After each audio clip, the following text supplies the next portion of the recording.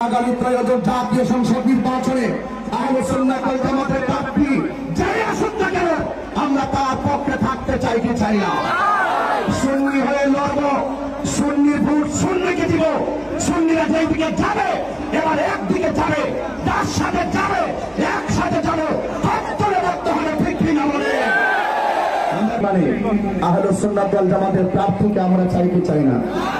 আহলে সুন্নাত ওয়াল জামাতের পক্ষে থাকতে চাই কি চাই না। আমি জানি এই রংপুরে অনেক দরবার আছে, আছে না নাই?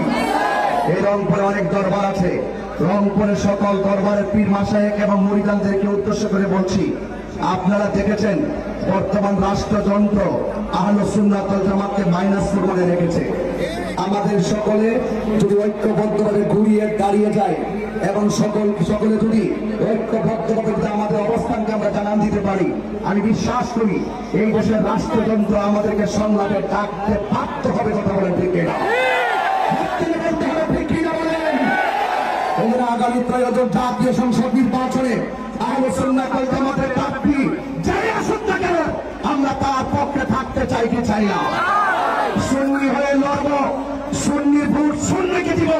সুন্নিরা যেই দিকে যাবে এবার একদিকে যাবে, তার সাথে যাবে, একসাথে যাবে, হত্তরে রক্ত হলে ঠিক কিনা বলে আমরা কাছে আসি নাই বলেন।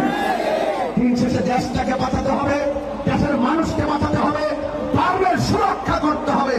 এই দেশ থেকে উগ্রতা, হিংসতা, প্রতিহিংসা দূর করে একটি সাম্যের বাংলাদেশ, একটি সম্প্রীতির বাংলাদেশ গড়ার প্রত্যয় নিয়ে আমি রংপুর থেকে বিদায় নিচ্ছি। আসসালামু আলাইকুম ওয়া রাহমাতুল্লাহি ওয়া বারাকাতুহু।